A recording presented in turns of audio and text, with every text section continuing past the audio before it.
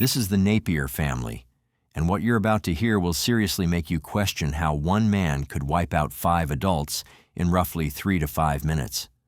What makes this case especially heartbreaking, and honestly one of the hardest to talk about, is that there was a survivor. A little 4-year-old girl who somehow lived through it all. She was found wandering down a country road all alone, and when officers asked where her family was, she told them everyone inside was sleeping. But they weren't. What officers found inside that house would turn into one of the most horrific and bloody crime scenes Indiana had ever seen. It's real devastating. We don't understand it. We don't see how it could happen.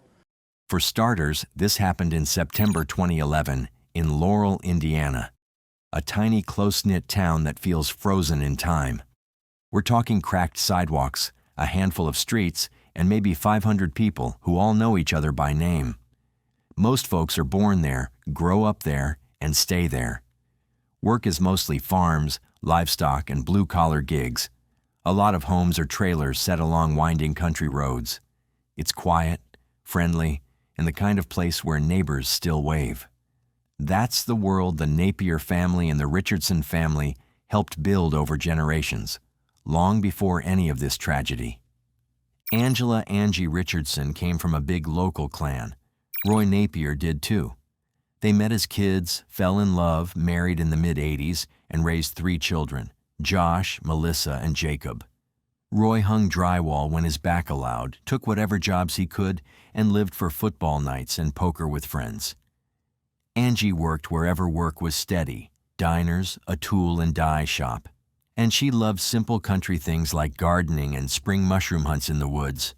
Now, it's safe to say that money was always tight. On top of that, Roy's back injuries kept getting worse. The arguments came in waves, like they do when bills pile up and hours get cut. Eventually, Angie moved into a nearby trailer of her own. The split eased the fighting, and weirdly, it made them friendlier.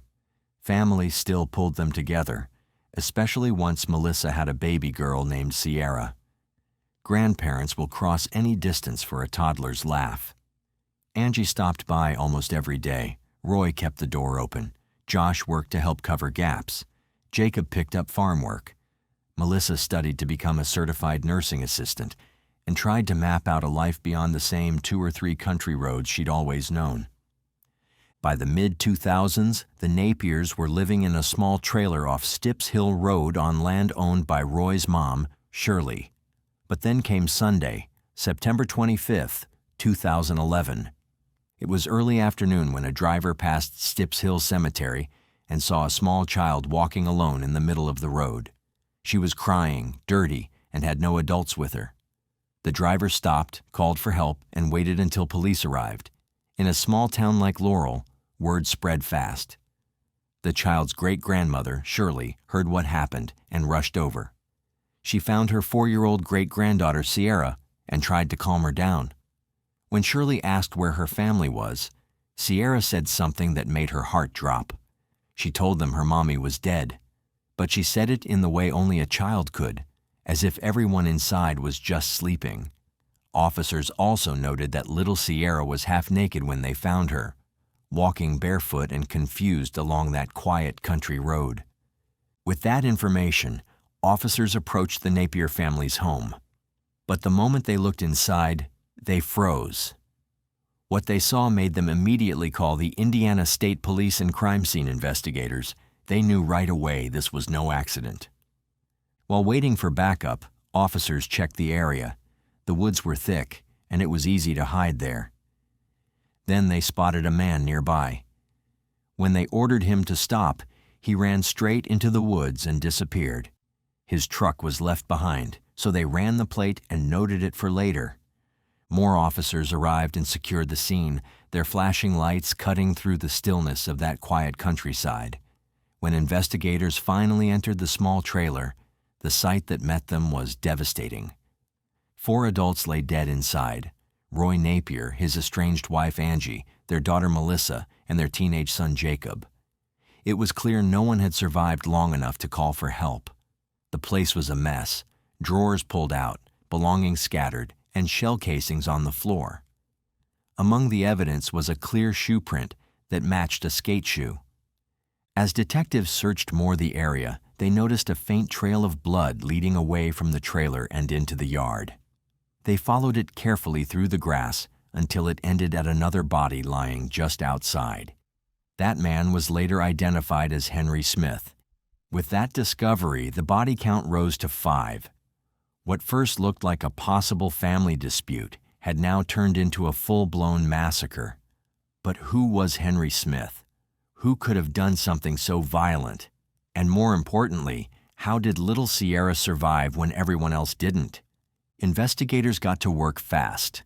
They photographed everything, logged every shell casing, footprint, and overturned item. Near Henry's body, they found a cell phone that stood out. It was oddly clean, completely free of blood, even though it was surrounded by it.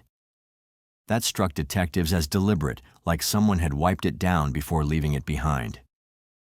Inside the trailer, while collecting paperwork, they found something even more alarming: a restraining order form recently filled out by one of the victims, Roy Napier.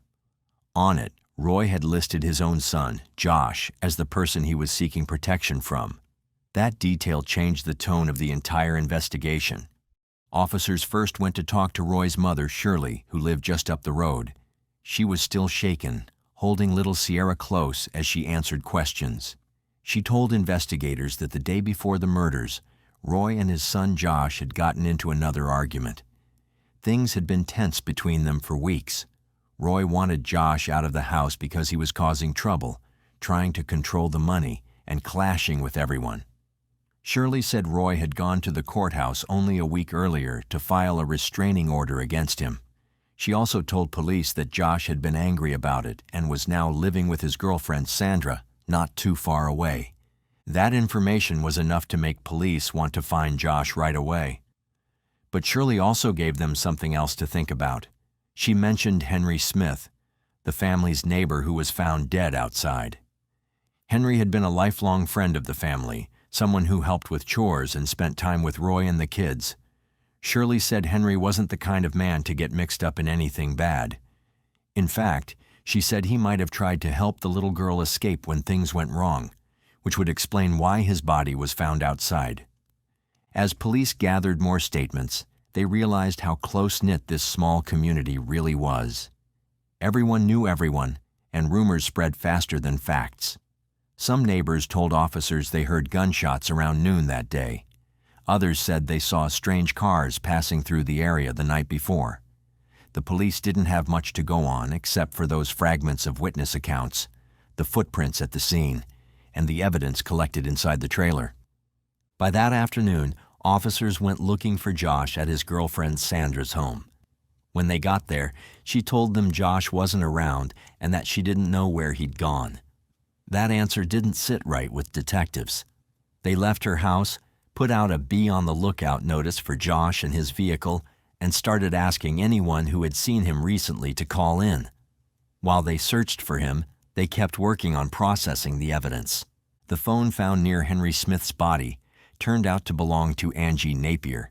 It was strange because it was wiped clean, no fingerprints, no blood, and the SIM card had been removed. That kind of detail wasn't random. Whoever cleaned it had to know exactly what they were doing. Inside the trailer, investigators also found empty prescription pill bottles.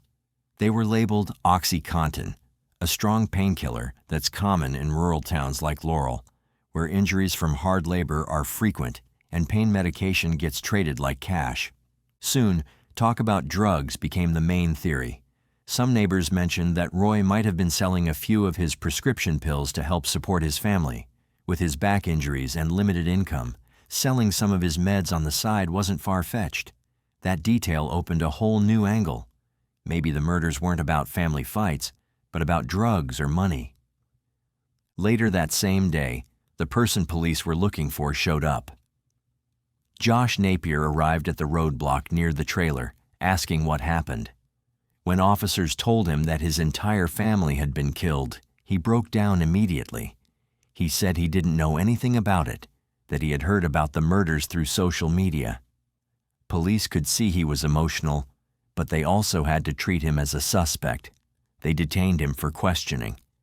During the interview, Josh said that while he and his father had argued recently, he didn't hate him. He said the real conflict was between his parents, not between him and Roy.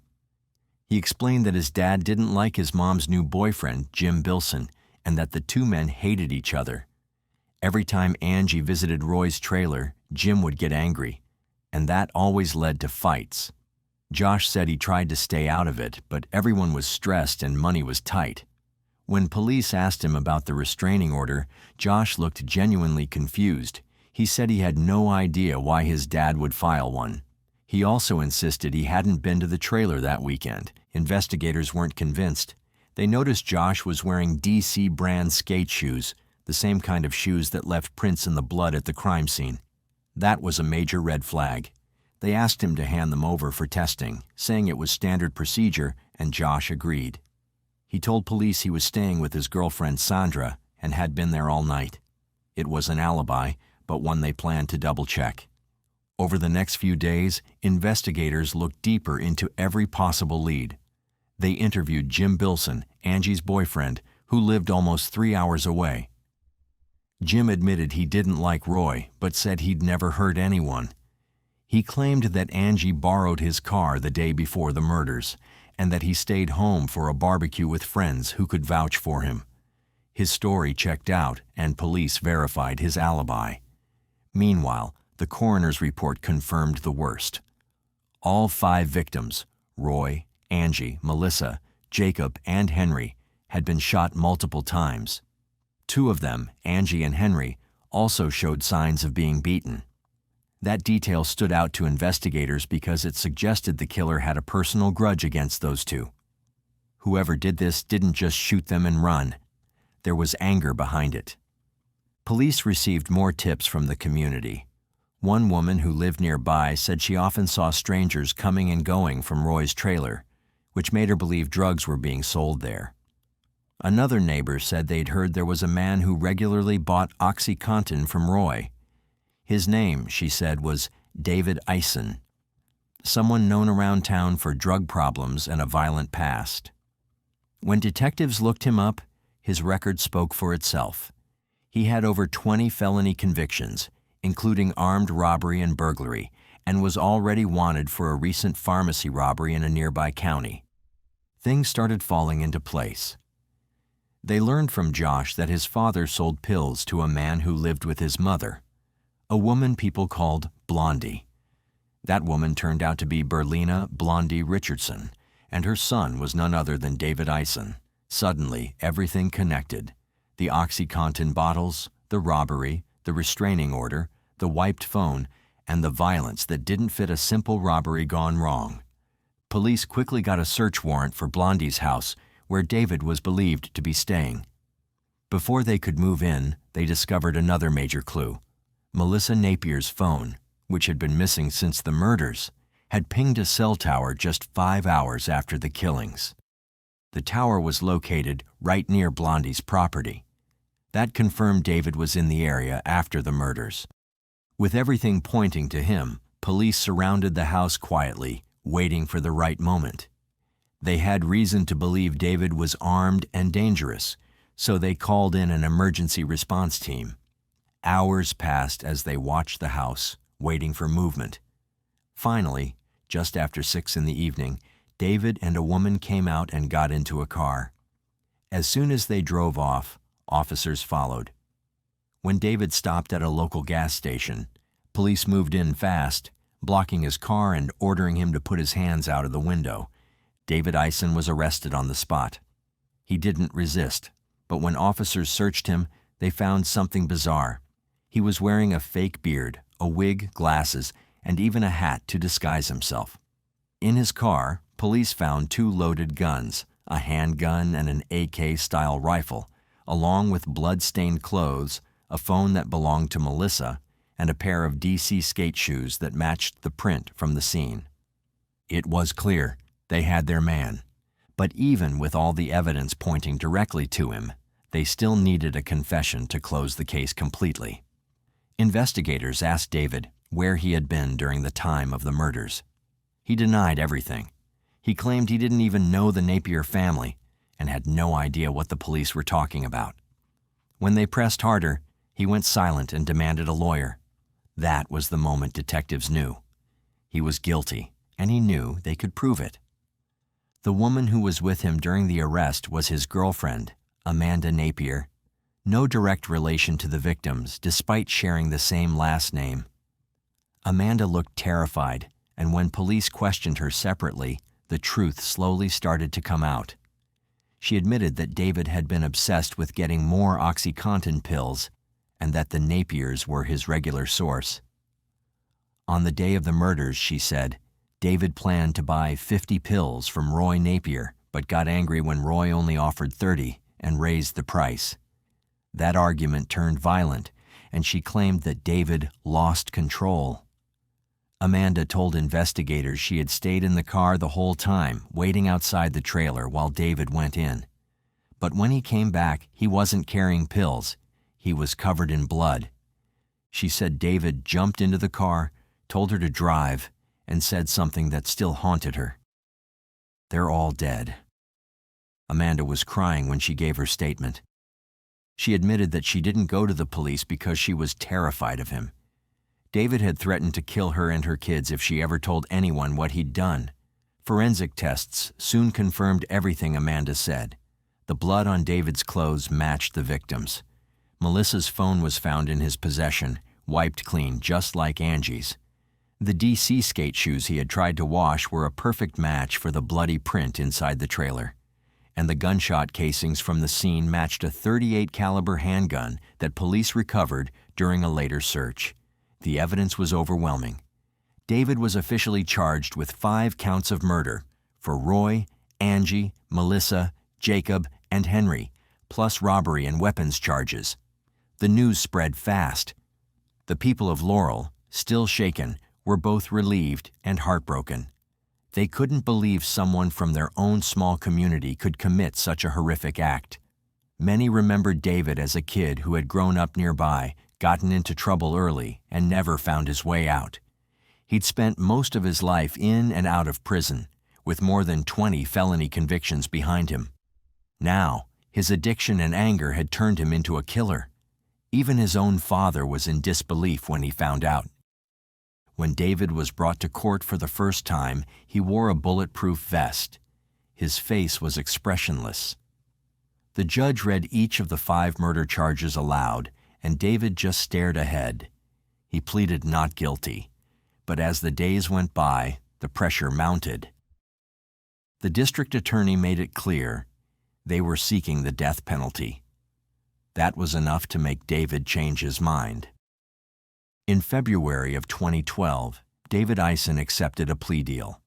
He pleaded guilty to all 5 counts of murder in exchange for avoiding the death penalty. Instead, he would spend the rest of his life in prison with no chance of parole. Even though justice was technically served, the Napier family wasn't satisfied. Josh Napier, who had lost his parents and both siblings in one day, told reporters, "He gets to live, but my family doesn't." That's not justice. His Aunt Teresa, Angie's sister, agreed. She said, "He can still breathe, eat, and talk. My sister can't." At the sentencing hearing, several family members spoke directly to David. Teresa looked him in the eye and told him that she hoped every day in prison reminded him of what he'd done. She said she wished she could hang pictures of the victims in his cell so he would never be able to forget their faces. Josh also spoke, telling David that he would see him in hell for what he'd done. But the most powerful moment came from David himself, and not for the reason anyone expected. When the judge asked if he had anything to say before sentencing, David stood up and gave a bizarre, cold-hearted speech. He said, "I'm sorry, but unless you've ever been on dope like I was, shooting up 10 times a day, you don't know how it is." His words shocked everyone in the courtroom. He wasn't remorseful. He was making excuses. Then, as family members shouted at him, David smiled and said, "I did Sierra a favor." He was referring to Melissa's 4-year-old daughter, the only survivor. That one sentence sent a wave of outrage through the courtroom. He was escorted out quickly as relatives yelled after him, furious at his cruelty. After the trial, investigators continued looking into Amanda's role. She had been the getaway driver, and even though she claimed she was scared, she didn't call police or warn anyone afterward. Eventually, she was charged with conspiracy to commit robbery. In 2014, Amanda pleaded guilty and was sentenced to 20 years in prison, with 4 years suspended. David's mother, Berlina Blondie Richardson, was also arrested for buying a gun for her son, since he was legally not allowed to own one due to his criminal record. The case was finally closed, but the pain it left behind never really left Laurel. The town was shaken to its core. Families who had never locked their doors now did. Neighbors who once greeted each other with waves now looked twice before opening up. The Napier family's home was eventually torn down, but the memory of what happened there still lingers. The funeral for Roy, Angie, Melissa, and Jacob was one of the largest the town had ever seen. Hundreds came to pay their respects. They were all buried in the same cemetery where little Sierra had been found walking alone that day, the Stips Hill Cemetery. Henry Smith, the neighbor who had likely tried to save her, was buried nearby. As time passed, people often mentioned Henry's bravery. Investigators believed he had grabbed Sierra and tried to run for help when the shooting started. That act of courage might have saved her life. It's something the community still remembers with pride and sadness. Sierra went on to live with her father, Lucas, but she was kept away from the rest of the Napier relatives for her own healing. The memories of that day were too painful for her to relive. Even years later, the Laurel Massacre is still talked about in Indiana as one of the worst crimes in the state's history. It showed how addiction and desperation could destroy an entire family in a matter of minutes. The tragedy didn't just claim 5 lives, it broke a whole community. If there's anything to take from this case, it's that pain doesn't always come from strangers. Sometimes it walks right through the front door wearing a familiar face. And sometimes the real danger in small towns isn't what's hidden in the woods. It's what happens behind closed doors, when people feel trapped, desperate, and forgotten. Sadly, this wasn't the first time something like this happened. In the Appalachian Mountains, another tragic act of violence took place, known as the Lillelid murders. They weren't shot all at once. Members of the family saw other members of the family being killed. They say troubled minds often dwell in the youth, but nothing could prepare anyone for the twisted actions of these 6 young individuals. What started as a carjacking quickly turned into a horrifying massacre, leaving an entire family brutally murdered, except for the youngest member, the sole survivor. This is the story of the Lillelid murders, a case so shocking it would forever be etched in history as one of the most brutal crimes the police have ever faced. And by the end of this video, you'll understand exactly why this case remains unforgettable. Almost 28 years ago, in 1997, the Lillelid family became victims of a tragic murder over a seemingly small reason, all starting when the father shared his faith with a group of troubled teenagers.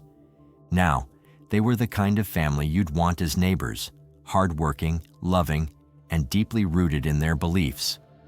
The father, Vidar, was born in Bergen, Norway, in May 1962, the youngest of 4 siblings. In his 20s, he moved to Florida, where he met the vibrant Delphina, who hailed from New Jersey and was born in March 1969. The two tied the knot in February 1989 in sunny Miami, Florida, and soon welcomed their first child, a beautiful daughter named Tabitha. With a growing family, the Lillelids sought a peaceful sanctuary away from the chaos of city life. They found their dream home in Knoxville, Tennessee, where they could nurture their children in a safe environment. By 1995, their son Peter arrived, bringing even more joy to the family. By the end of 1996, they had left their apartment behind and settled into a charming 50-year-old house in the Powell community. planning to renovate an annex for Delfina's mother. Vidar worked as a bellman at the Holiday Inn Cedar Bluff in West Knoxville, while Delfina dedicated her time to homeschooling their children. As devout Jehovah's Witnesses, their faith was the cornerstone of their lives. On the 6th of April in 1997, the Lillelid family attended a religious convention at Freedom Hall in Johnson City, about 100 miles from their home. The day was filled with hope and community spirit, and after the convention, they began their journey back home in their reliable 1987 Dodge minivan. As they traveled south on Interstate 81, a sudden pit stop would lead them to a fate they never could have imagined. Around 7:20 p.m., they stopped at a rest area, a seemingly innocent pause in their journey. 2-year-old Peter, restless and suffering from an earache, needed some attention, so Vidar decided to take him for a walk. Meanwhile, Delfina and Tabitha headed to the restrooms. On the way there, Delfina had a quick chat with a friend, Karen Sinclair, and her teenage daughter, who were also returning from the same convention. As Vidar and Peter waited by the visitor center, 2 young girls emerged, and Vidar, ever friendly, smiled and asked them if they believed in God. To his surprise, they replied that they did not. Just then, 2 young men joined the scene. When Vidar offered to share more about his faith, one of the men responded with interest. This encounter marked the beginning of a chilling turn of events. The 2 young men, 20-year-old Joseph Reisner and 14-year-old Jason Bryant, had an unsettling agenda.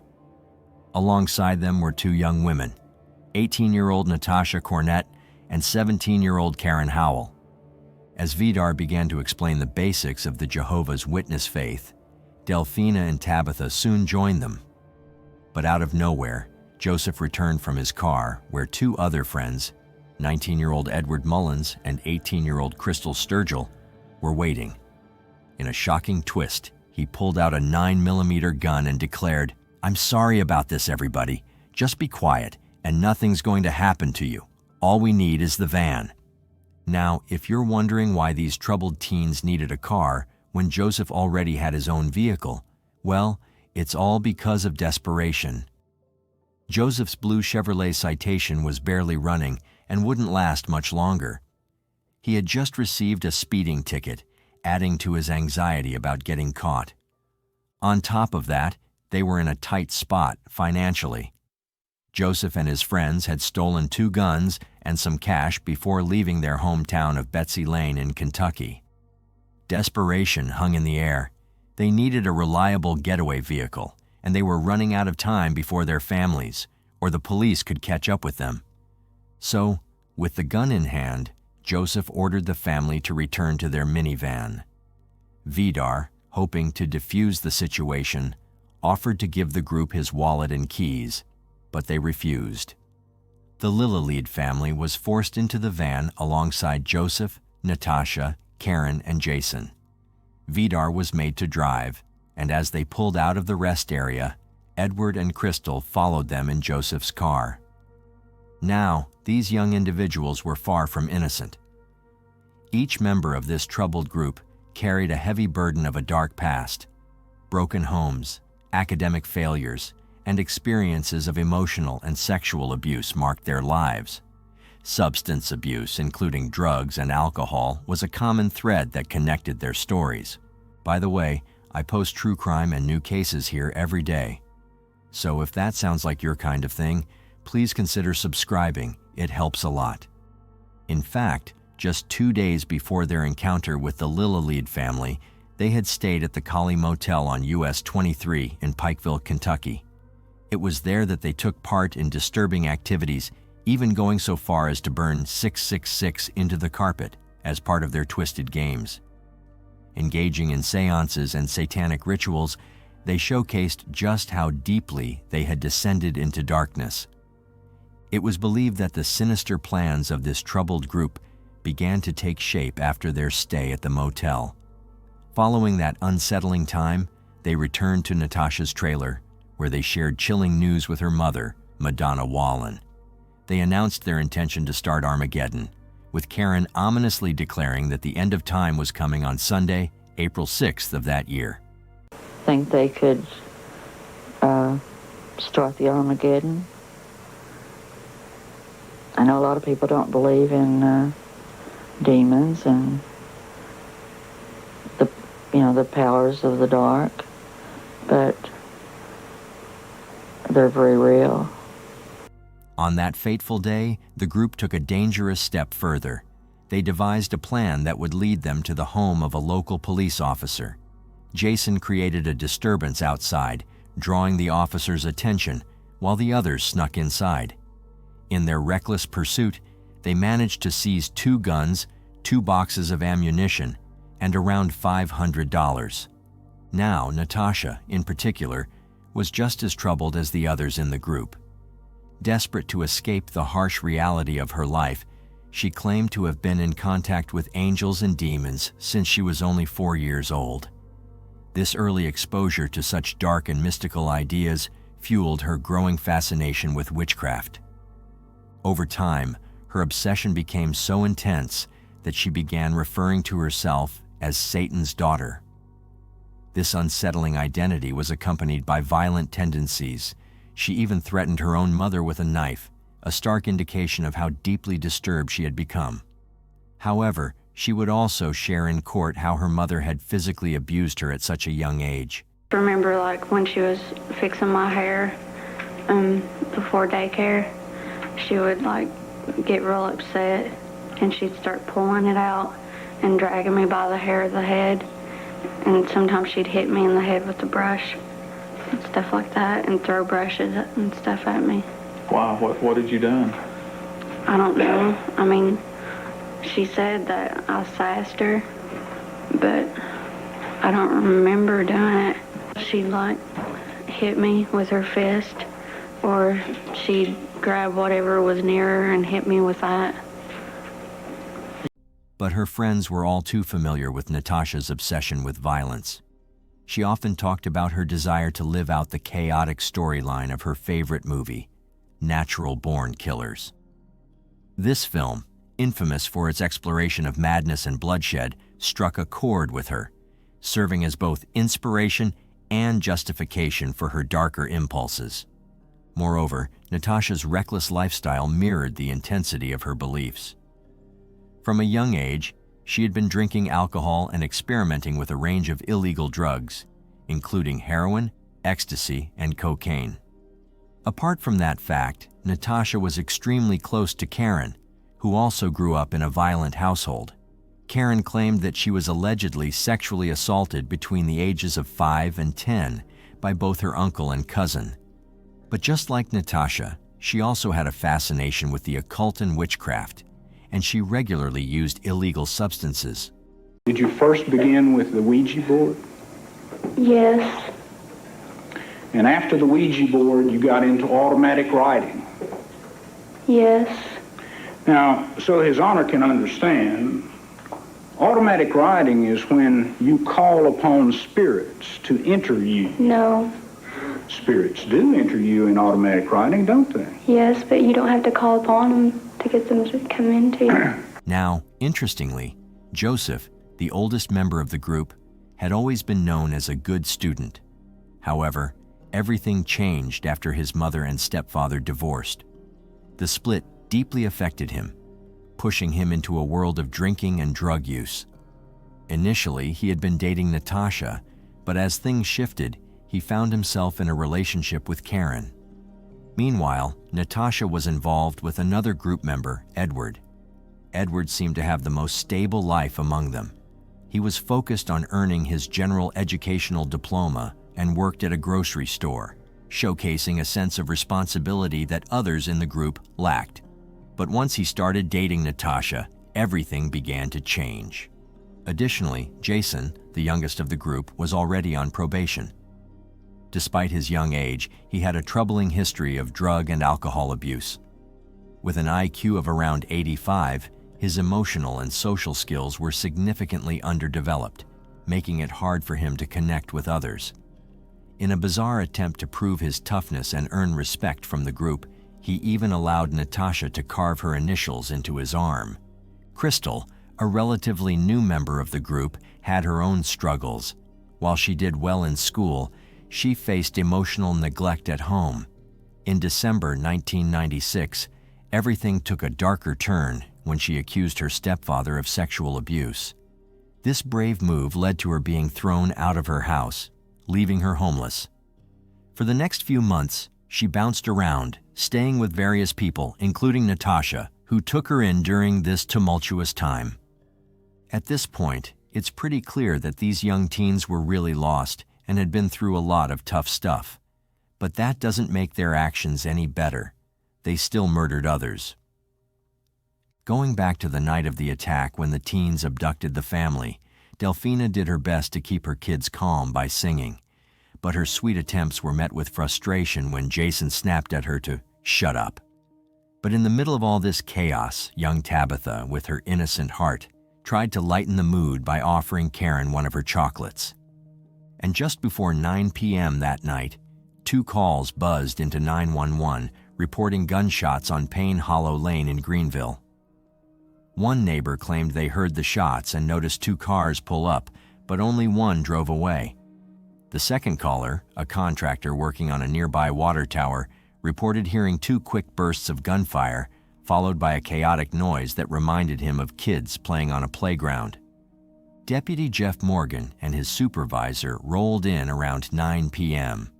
They first spotted the headlights of a blue Chevrolet Citation, oddly angled on the road. It looked abandoned, stuck on a stump in the muddy ground. The car was empty and its license plate was missing.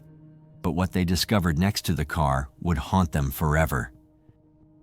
In a ditch nearby, they found 4 bodies, a man and a woman, with a young boy and girl resting on top of them. 6-year-old Tabitha was draped over her father, Vidar, while 2-year-old Peter was lying on his mother, Delfina. Tragically, all 4 had been shot, and Vidar and Delfina's legs were crushed, marked by tire tracks. As the police dug deeper into the investigation, little Tabitha made a slight movement, prompting officers to rush her to the hospital. Doctors at the University of Tennessee Medical Center in Knoxville worked tirelessly throughout the night to save her, but sadly, she was pronounced dead the following day. Meanwhile, Peter lay across his mother's body, his face buried in the mud. When Deputy Jeff Morgan turned him over, Peter let out a heartbreaking cry. The deputy quickly sat down and held him close until the ambulance arrived. Peter was also rushed to the hospital. Fortunately, he survived, but not without significant injuries. He suffered severe spinal damage and lost an eye. Doctors feared he could have suffocated if he had been left in the mud any longer. During the autopsy, they determined that the family had been lined up along the ditch and shot one after another. It's believed that Vidar was killed first. He was shot in the right eye, an injury that would have knocked him out instantly. While lying in the ditch, he was shot 4 more times. Delfina was initially shot in her left arm and then in her left leg. Neither wound was fatal. However, she was shot 6 more times, and it's believed she was still alive during the horrifying attacks on her children and when she was run over by the minivan. Tabitha suffered a single gunshot wound to the head, while Peter was shot twice. The first bullet entered behind his right ear and exited through his right eye, and the second bullet struck him in the back as he tried to escape. The Chevrolet Citation had gotten wedged on a tree stump, so the 6 attackers jumped into a minivan, driving over Vidar and Delfina as they sped away. Even though the license plates from the Citation were removed, authorities were able to trace the owner through the vehicle identification number. It led them to Joseph's mother, Mary. She informed the police that she hadn't seen her son in 2 days and didn't know where he was. However, she did know who he was with and provided the police with the names of the other 5 members of the group, all of whom were also missing. The police now had a clear idea of who they were searching for and the vehicle they were traveling in. As the group made their way through Georgia, they decided to stop at a Waffle House for a bite to eat. However, they didn't stay long. When a group of police officers entered the restaurant, the group quickly left, clearly on edge. They had originally planned to head to New Orleans, but instead, they changed their route and aimed for Mexico. Upon reaching the border, they encountered trouble. They were denied entry because they didn't have the right identification. After some effort, they managed to find a way into the country. However, things took a turn when Jason Bryant was shot in the hand and leg during their time in Mexico. The group was eventually stopped by Mexican police, who, upon hearing their claims of being lost, ordered them out of the van for a search. During this search, officers discovered a knife and a photo album that belonged to the Lillelid family. After being ordered to return to the United States, they crossed back over the border, where American Border Patrol officers conducted another search. It was here that they were arrested and taken to a jail in Arizona. Shockingly, just 2 days after the murders, several of the suspects still had personal items belonging to the Lillelid family in their possession. Natasha had a piece of Vidar's belt and a picture of Tabitha tucked away in her purse. Karen was found with a Hello Kitty diary lock that belonged to Tabitha, and Crystal had the key ring from the Lillelid family home. None of these items were of any real value, suggesting they were trophies from their gruesome crimes. At that time, the district attorney sought media attention to extradite the group back to Tennessee to face trial, making it clear that he would pursue the death penalty for the 4 adults involved. The juveniles, Karen and Jason, were looking at potential life sentences without the possibility of parole. The outrage over the senseless and random killings was palpable in Knox County. One convenience store owner hung 6 nooses on a scaffold in front of his business, stating that while he was against lynching, he supported capital punishment. A crowd gathered, chanting, "Burn in hell," as the 4 adults were escorted by deputies back to Greene County Criminal Court. The judge denied repeated defense requests to try the 6 defendants separately, but ruled that finding a fair jury in Greene County would be impossible. Instead, a jury would be brought in from Bradley County, about 150 miles away. The trial date was set for March 1998. However, it never took place. In February of that year, all 6 defendants pleaded guilty to charges of murder and attempted murder as part of a plea deal to avoid the death penalty. I don't think I have any choice in the case, as far as you're concerned, Ms. Cornett, but to sentence you in each of counts 18, 19, and 20 to life imprisonment without the possibility of parole. The actual truth of who fired the fatal shots and what role each person played remained unclear. Each of the 6 defendants tells a different story about what happened when they arrived at Payne Hollow Lane, and those close to the case struggle to fully believe any one version of events. Natasha, Karen, and Joseph all maintain that it was 14-year-old Jason who was the sole shooter. They claim that once they exited the van, there was an argument over what to do with the family, at which point Jason started shooting. However, many people believe that the idea of a single shooter doesn't align with the forensic evidence. Some think there were at least 2 shooters using 2 different guns. Jason insists that the other 3 made up their stories when they realized he wouldn't be facing the death penalty and might get a lighter sentence due to his age. He claims that it was Joseph and Edward who fired the weapons that night.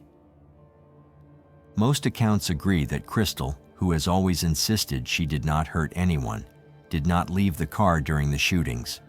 Regardless of their differing stories, all 6 were handed the same sentence: 3 consecutive life sentences without the possibility of parole, plus an additional consecutive 25-year sentence for Peter's attempted murder. Appeals were filed for Karen Howell and Jason Bryant due to a later U.S. Supreme Court decision that restricts the imposition of life sentences on juveniles. However, these appeals have been denied, and all 6 defendants still remain in prison in Tennessee. As for 2-year-old Peter, who fortunately survived the attack, his life took a significant turn following the tragic events. After his medical condition stabilized at the end of April 1997, a custody battle ensued between his maternal grandmother, Lydia Celaya, residing in Miami, Florida, and his paternal aunt, Randy Heyer, living in Sweden. The deciding factor in the case was Heyer's commitment to raising Peter in the faith and teachings of Jehovah's Witnesses. On July 1, 1997, local judge Fred McDonald awarded custody to Heyer. Peter was raised in the Stockholm area by Heyer and her family.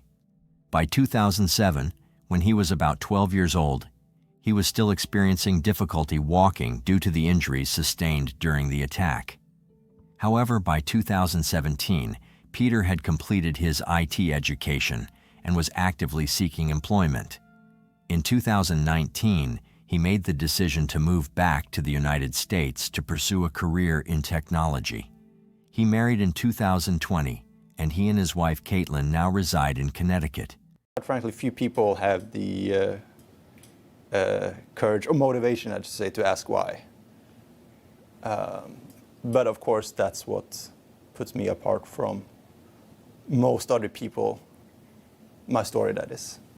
In a related note, on August 24, 2001, one of the defendants, Cornett, and death row inmate Krista Pike were allegedly involved in an attack on a fellow prisoner, Patricia Jones. They nearly strangled Jones to death using a shoelace after Pike and Jones were placed in a holding cell with Cornett during a fire alarm. Although the Department of Corrections suspected Cornett's involvement, investigators found insufficient evidence to charge her with aiding Pike, who was subsequently convicted of attempted murder. The district attorney at the time claimed in several interviews that the 6 youths had planned a killing spree inspired by the popular film Natural Born Killers. However, this theory is highly disputed given that the violent acts began and ended with the Lillelid family at Payne Hollow Road. The district attorney also stated that the bodies were arranged in the shape of a cross, a claim that Sheriff David Davenport, who investigated the scene, refuted. According to Davenport, the teens were simply trying to escape the situation and did not attempt to arrange the bodies in any particular way. But honestly, one can only hope those teens face some serious consequences for what they did. The community hasn't forgotten this case. It still resonates deeply with many. Fast forward 25 years, and a small gathering took place to remember the Lillelid family at the exact same spot where they were last found. One of the gatherers present during that time, Waddell, along with his partner Jeff Morgan, were the first Greene County Sheriff's Department patrolmen on the scene on April 6, 1997. They thought they were responding to a disturbance call involving drunks shooting guns on Payne Hollow, but what they found has haunted them ever since. I can still see them laying there. Yeah, it never leaves. It's just something you got to deal with. And it's true. The Lillelid family did no harm to anyone and lived as normal people who simply wanted to share their faith. Yet they were met with a gruesome murder. Fortunately, Peter has no memory of that horrific night and what the 6 did to him and his family. Even a journalist once said, "April 6th never fails to remind me of the horrific tragedy that befell the Lillelid family, all because of a chance stop at an interstate rest stop." In my almost 8 years as a print journalist, this is the story that moved me to tears. So, if you were Peter and had forgotten everything about that night, would you be able to forgive the killers who took away your family? I'd love to hear your thoughts on this. If you enjoy the way we create these videos and want to help bring more cases like this to light, hit that like button and subscribe for more deep dives. Thank you once again for watching.